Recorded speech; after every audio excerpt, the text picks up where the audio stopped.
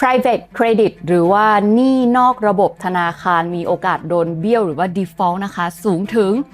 15% นี่คือคาดการณ์ของ UBS ค่ะบางคนอาจจะคิดว่าอุ๊ยหนี้นอกระบบธนาคารจะโดนเบี้ยวเหรอมันรุนแรงไหมและถ้าไปสูงสุดจริงๆ 15% เนี่ยมันร้ายแรงแค่ไหน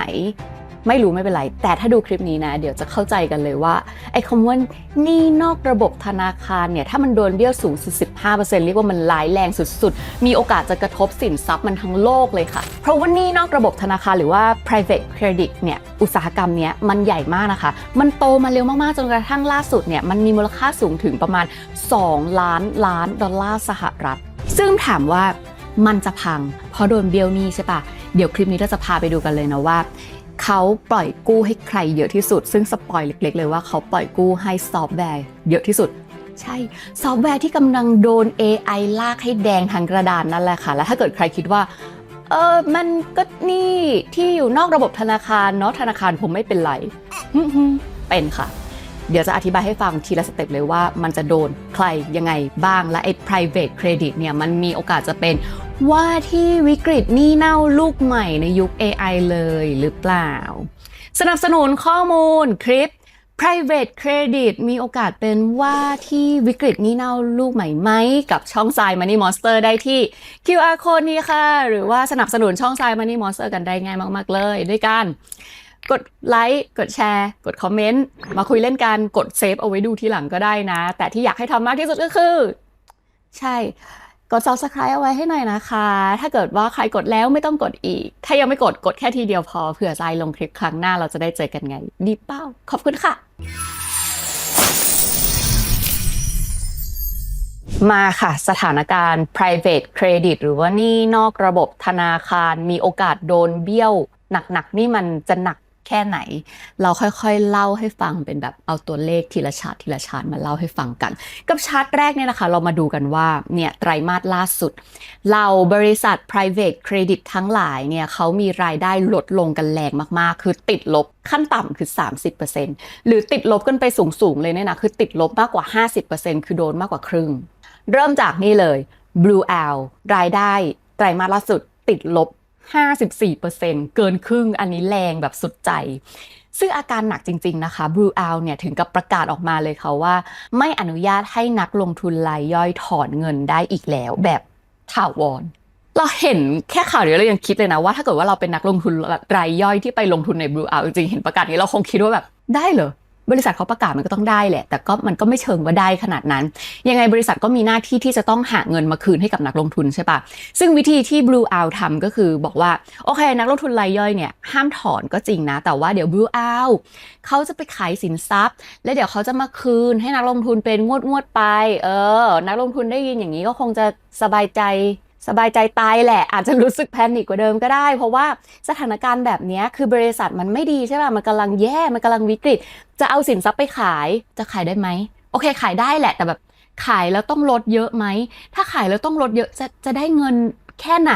เงินจะถึงฉันไหมหรือเงินมาถึงฉันจะถึงครบไหมล่ะคิดได้หมดซึ่งจริงๆถ้าเกิดว่าใครแบบที่ลงทุนในอะไรสักอย่างและติดตามมาตลอดเนี่ยเราจะเริ่มมองเห็นสัญญาณของ Blue Owl มาสักพักหนึ่งแล้วเพราะว่าถ้าเกิดว่าเอาหุ้นของ Blue Owl นะมาเปรียบเทียบกับ S&P 500เราจะเห็นเลยว่ามันเดินแบบแยกทางกันมานานแล้วค่ะ S&P 500คือดัชนีของสหรัฐอเมริกาหุ้นใหญ่500ตัวใช่ปะมันยังไปได้อย่างน้อยคือมันก็ยังขึ้นอยู่ก่อนหน้านี้แต่ Blue Owl อ่ะคือถอยลงลึกลงมาสักพักแล้วแล้วต่อไป private credit นะก็มี KKR ติดลบ 40% Apollo Global ติดลบ 30% Ares Management ติดลบ 37% แล้วก็ Blackstone ติดลบ 34% ไม่ใช่ BlackRock อย่าสับสนซึ่งเจมี่ไดมอนด์ CEO ของ JP Morgan เขายังออกมาพูดเลยนะคะว่าหนี้นอกระบบเนี่ยถ้ามันเกิดจะพังขึ้นมานะในครั้งหน้าที่มันกำลังจะมาถึงถ้าเกิดขึ้นแล้วก็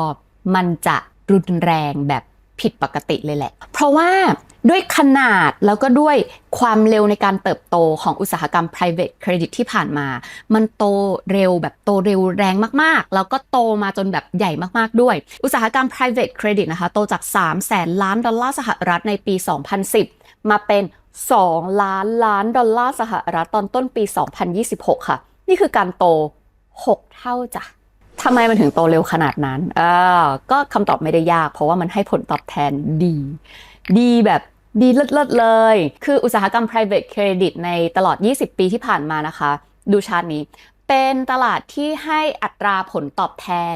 ดีกว่า S&P 500ดีกว่า MSCI หรือว่าหุ้นโลกอีกถามว่าทำไม private credit ถึงให้ผลตอบแทนได้ดีขนาดนั้นเพราะว่ามันมีการ leverage เยอะค่ะ leverage ก็คือกู้เพิ่มเพื่อที่จะมาลงทุนแบบมีเงินลงทุนแค่นี้แต่ว่ามันมีพลังทวีมี leverage ได้เยอะก็กู้มาได้เยอะแล้วถ้าเกิดว่าได้มันก็จะได้ผลตอบแทนที่เยอะกว่าอะไรแบบนี้ซึ่งเราจะเห็นว่าสัดส่วนการ leverage บน private credit ในช่วงปี 2015 ถึง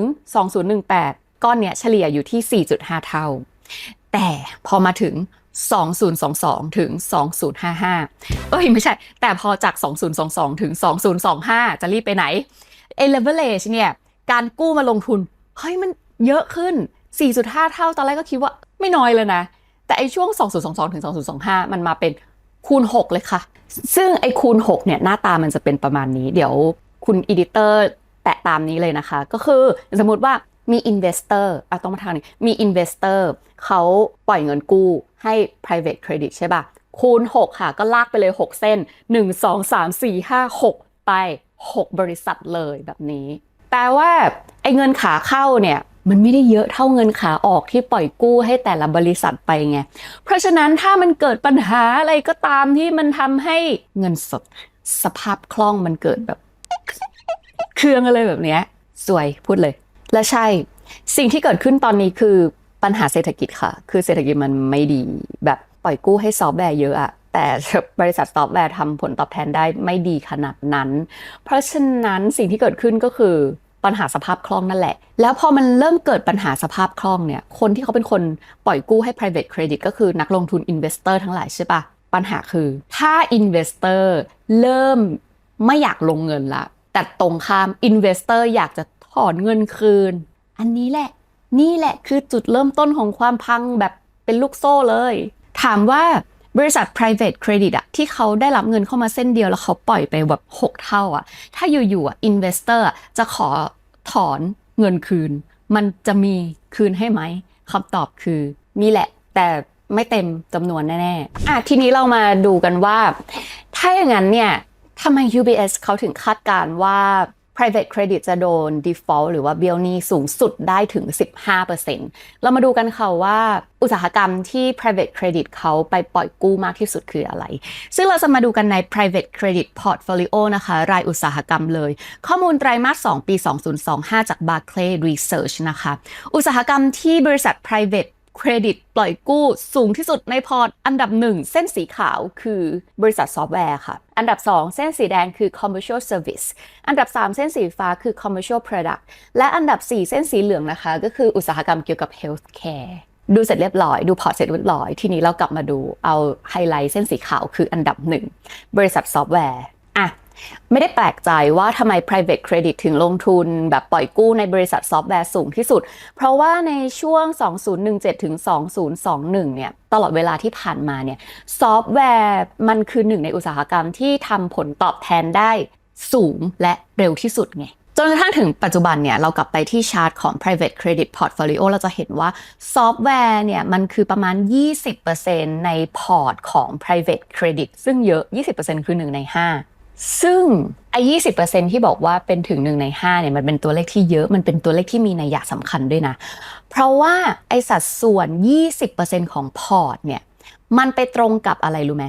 มันไปตรงกับสัดส่วนของพอร์ตของธนาคารตอนนั้นเป็นธนาคารพาณิชย์ในช่วงปี 2007 ก็คือ subprime crisis ช่วง 2007 subprime crisis พอร์ตของธนาคารพาณิชย์ที่ปล่อยกู้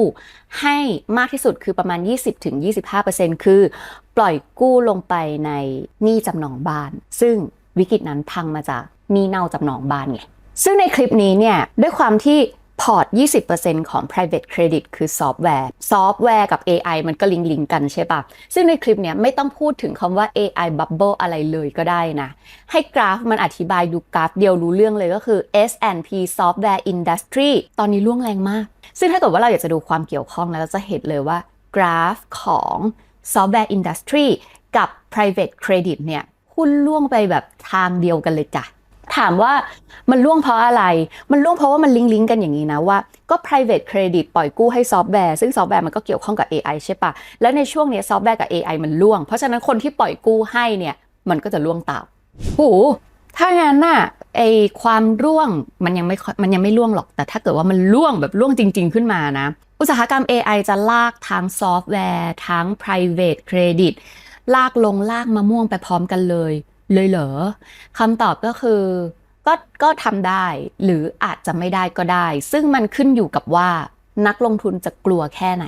ในอุตสาหกรรม AI จะกลัวมากจนถึงขั้นแบบดึงเงินกลับมาเลยไหมซึ่งถ้าเกิดจะดึงเงินกลับมาก็ต้องถามว่ากลัวมากขนาดที่ดึงเงินกลับมามากแค่ไหนเพราะถ้านักลงทุนกลัวมากเกิดเป็นกระแสแบบ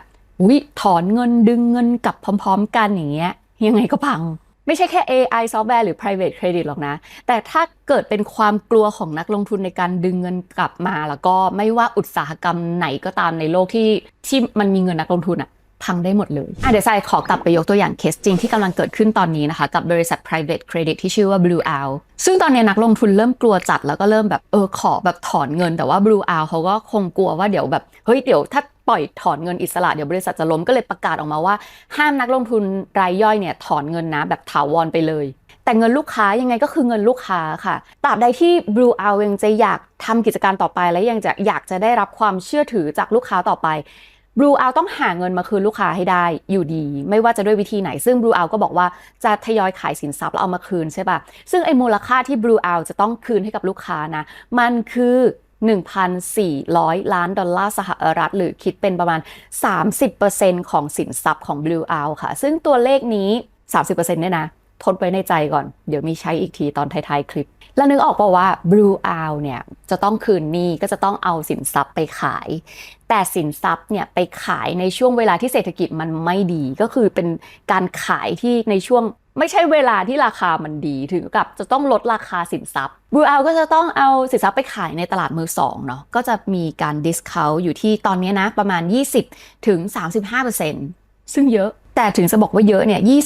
20-35% ที่ลดลงมาเนี่ยมันยังเป็นแค่ discount ในช่วงของโซนเริ่มต้นอะไม่ได้เริ่มซะทีเดียวแต่ยังอยู่ในโซนเริ่มต้นอยู่นั่นหมายความว่าถ้าสถานการณ์มันดำเนินไปมันไม่มีอะไรดีขึ้นหรือว่าแย่ลงไปมากกว่านี้นักลงทุนยังกลัวมากขึ้นแล้วก็จะเรียกร้องที่จะถอนเงินมากขึ้นกว่าเดิมเนี่ยมันก็มีโอกาสที่บริษัท private credit เนี่ยจะต้องขายสินทรัพย์เอาเงินมาคืนลูกค้าขายด้วยราคาขาดทุนที่หนักกว่านี้อีกแล้วถ้าใครคิดว่ายังไงมันก็เป็นprivate credit เนาะหนี้นอกระบบธนาคาร2 ล้านล้านดอลลาร์สหรัฐมันก็คงจำกัดวงอยู่แค่นั้นแหละไม่น่าใหญ่มากทรายจะชวนมาดูต่อว่าใหญ่มากไหมเรามาดูกันว่า private credit เนี่ยนะปล่อยกู้ให้บริษัทไหนรู้แล้วใช่ปะคือบริษัทแบบส่วนใหญ่เป็นซอฟต์แวร์ทีนี้เรามาดูกันต่อว่าแล้วฝั่ง investor ใครคือผู้ลงทุนใน private credit ซึ่งมันไม่ได้มีแค่นักลงทุนรายย่อยแน่นอนส่วนรายใหญ่ที่ลงทุนใน private credit เป็นใครธนาคารพาณิชย์เองจ้าถ้างั้นเราไปดูกันต่อว่าธนาคารพาณิชย์เนี่ยหรือว่า commercial bank เขาปล่อยกู้ให้ private credit เป็นสัดส่วนประมาณไหนข้อมูลจาก Federal Reserve Economic Data ตั้งแต่ปี 2015 ถึง 2026 นะคะธนาคารพาณิชย์ปล่อยกู้ให้กับสถาบันการเงินที่ไม่ใช่ธนาคารทั้งหมด 1.8 ล้านดอลลาร์สหรัฐหูปล่อยกู้ให้ private credit เยอะขนาดนั้นเลยเหรอไม่ใช่ยัง 1.8 ล้านดอลลาร์สหรัฐเนี่ยนะคือธนาคารพาณิชย์ปล่อยกู้ให้กับ non bank เฉยๆคือระบบธนาคารเงาอะไรอย่างเงี้ยพวกที่เป็นสถาบันการเงินที่ไม่ใช่ธนาคารไม่ได้เจาะจงมาเฉพาะแค่ private credit ยังแต่ตรงนี้จะให้เห็นภาพกว้างก่อนซึ่งถ้าเราดูในชาร์ตนี้นะเราจะเห็นว่าธนาคารพาณิชย์เนี่ยเขาเร่งเครื่องว่าเขาเร่งเครื่องตั้งแต่ช่วงปี 2024 จนถึง 2026 คือปล่อยกู้เพิ่มขึ้นแบบชันมากค่ะปริมาณการปล่อยกู้เนี่ยมันเพิ่มขึ้นมา2 เท่าเลยจากจังหวะนี้ซึ่งในจำนวนเนี้ย1.8 ล้านดอลลาร์สหรัฐเป็นเงินที่ปล่อยกู้ให้กับ private credit เนี่ยอยู่ที่ราวๆ 500,000 ล้านดอลลาร์สหรัฐค่ะส่วนที่เหลือก็คือไปมี hedge fund มี private equity real estate investment trust อะไรแบบนี้ ถ้างั้นเราลองมาคาดการณ์กันเล่นๆว่าธนาคารพาณิชย์ที่ปล่อยกู้ให้กับ เฉพาะ private credit เนี่ยเราๆ500,000 ล้านดอลลาร์สหรัฐถ้า private credit เกิด default 15%ประมาณนั้นนะธนาคารพาณิชย์น่าจะเจ็บตัวได้สูงสุดประมาณไหนทรายจะลองยกเคสของ Blue Owl อีกรอบนะคะซึ่ง Blue Owl เนี่ยอย่างที่บอกว่าเขาโดน force sale ไป 30% ของพอร์ต 1,400 ล้านดอลลาร์สหรัฐที่จะต้องเอามาคืนให้กับนักลงทุนก็แปลว่าไอ้ 30% นั้นนะ Blue Owl จะต้องเอาไปขายแบบลดราคาดังนั้นถ้าเกิดว่าธนาคารพาณิชย์ปล่อยกู้ไป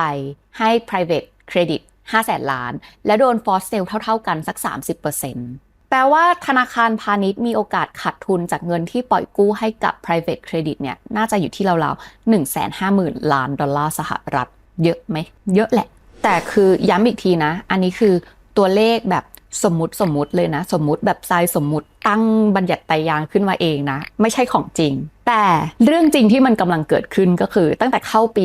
2026 มาดัชนีอุตสาหกรรมการเงินในสหรัฐอเมริกาวิ่งสวนทางกับ S&P 500 เหมือนกันค่ะ S&P 500 มันยังไปแต่อุตสาหกรรมการเงินมีแบบชึกแบบดรอปลงมาแต่ใดๆต้องบอกก่อนว่านี่ไม่ได้แปลว่าดิ่งแล้วจะดิ่งเลยนะ